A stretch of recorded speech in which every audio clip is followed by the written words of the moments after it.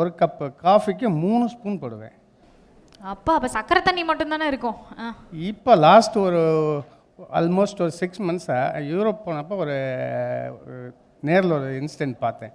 அதுலேருந்து சுகரே சுத்தமாக போடுறதே கிடையாது. என்ன மாதிரி இன்சிடென்ட் சார்? ஒரு யூரோப்பியன் லேடி ஒரு ஆல்மோஸ்ட் ஒரு 400 ml hot water with 2 bag of tea, no sugar, அவ்வளோதான். அப்படியே நான் ஒன்றும் என் ஃப்ரெண்டு டாக்டர் டிஆர்பி சாமி அப்படியே வேடிக்கை பார்த்துட்டு அந்த 400 ml அப்படியே அது பாட்டு jolly, no sugar, nothing, no milk, nothing. சரி எப்படி இருக்கும் பார்க்கலாம், குடிச்சு பார்க்கலாம். நாங்கள் குடிச்சு பார்த்தோம். அதுலேருந்து வீட்டுக்கு வந்து அதுதான் ஃபாலோ பண்ணேன். பட் இப்போ என்ன ஒரு டேஸ்டியாக இருந்ததா சார்? நல்லா இருக்குங்க, உண்மையிலே நல்லா இருக்கு. ஓகே, நான் என் பேஷண்ட்டுக்கே இப்போ அதான் சொல்கிறேன். பட் என்னன்னாக்கா கொஞ்சம் டீ வந்து அதிகமாக போட்டுடணும். டீ அதிகமாக போட்டு அதை சிப் பண்ணி குடிச்சு பழகணும். ஓகே, ரொம்ப நல்லா இருக்கு. அப்போ ஒரு யூரோப்பியன் லேடியை பார்த்து இம்ப்ரெஸ் ஆயிருக்கீங்க நீங்கள் காஃபி குடிக்கிறதுல. ஓகே, அவர் எவ்வளோ அழகாக மருத்துவம் சொல்கிறார். யூரோப்பியன் லேடி பார்த்து இம்ப்ரெஸ் மக்கள் கிட்ட அப்போதாங்க ரீச் ஆகும். நான் டெக்னிக்கலாக யோசிக்கிறேங்க.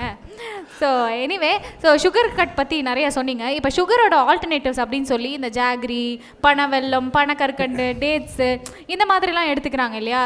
அது வந்து ஓகேவா? அது உண்மையிலே ஒர்க் அவுட் எல்லாமே கார்போஹைட்ரேட். நீங்கள் 3ஆக பிரிங்க: கார்போஹைட்ரேட், ப்ரோட்டீன், ஃபேட், ஃபைபர். இதில் கார்போஹைட்ரேட் மோர் தென் ஒரு 40% போச்சுனாவே அது நமக்கு என்ன தேவை, நம்ம என்ன வேலை செய்கிறோம், நமக்கு எவ்வளவு எனர்ஜி லாஸ் ஆகுது, எவ்வளவு எடுக்கணும், அது ஒரு ரஃப்பாக எடுத்தால் போதும்.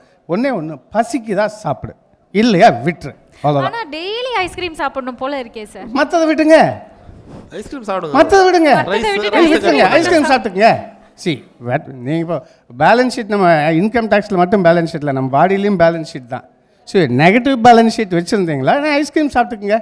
நீங்கள் ஒரு நாளைக்கு ஒரு 2000 கலோரிஸ் லாஸ் பண்ணுறீங்க. 1500 கலோரிஸ் நீங்கள் எடுக்கிறது நத்திங் ராங். ஒரு 500 மைனஸில் தானே போகுது, அவ்வளோதான். சூப்பர். ஸோ இப்போ வந்து சர்க்கரை பற்றி பேசிகிட்டு இருக்கும்போது சார், இந்த ஒரு சில சர்க்கரை வகைகளை நான் சொல்கிறேன். அவுட் ஆஃப் 10 அதுக்கு வந்து எவ்வளவு மார்க் கொடுக்கலாம் அப்படின்றத நீங்கள் சொல்லுங்கள் சார். நாட்டு சர்க்கரை. சர்க்கரையில் அவுட் ஆஃப் 10 நம்ம எல்லாமே சர்க்கரை தான். எல்லாத்துக்கும் ஒரே மார்க் தானா? அப்போ வந்து இல்லை இருக்கிறவங்களுக்கு அது 0 தான். சர்க்கரை இருக்கிறவங்களுக்கு எடுக்கவே கூடாது சார். பொதுவாக இவ்வளோ மார்க் கொடுப்பேன் இதுக்கு அப்படின்னா அவுட் ஆஃப் 10 நாட்டு சர்க்கரைக்கு எவ்வளோ கொடுக்கலாம்? 3. பனவெல்லம் 4. Dates powder 4. லெஸ் தென் 5 தான். Okay, honey 4. என்ன சார் ஏதோ 6 5 தொட மாட்டேது எதுவுமே சார். இல்லை இன்னைக்கு இல்லை இது என்னன்னா, இது ஏஜ் குரூப்.